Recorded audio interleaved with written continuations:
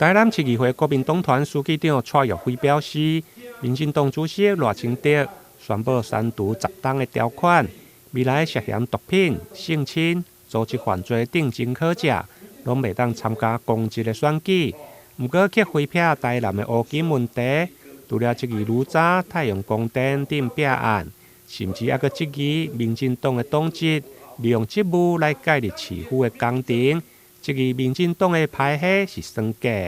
太阳光电，也是乌道的恐吓议员，也是乌道的绑架议员。我相信这届受害人，你看得出来，有的拢是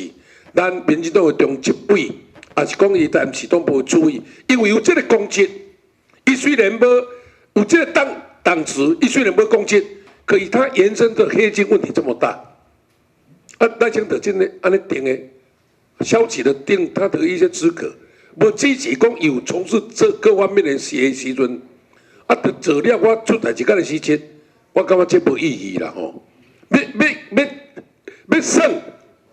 吼，还是要改革，该其他做搞，莫做迄个半途的。不管是公职人员也好，还是说未来我们的政党的这些好朋友，我希望讲你大副总统啊吼，一定爱把整个规范做出来。你真的要改革，我希望是说从台南开始，好，因为毕竟你是咱台南市出去的主地，所以希望讲我们要看到赖副总统的作为，所以希望说这一次，如果你真的是要做一个政党改革，希望说不管是在中央也好，在地方也好，我们希望有参与党务的这些人员也不可以介入啦吼。针对议会国民党团的批评，民进党台南市党部事后嘛发过回应。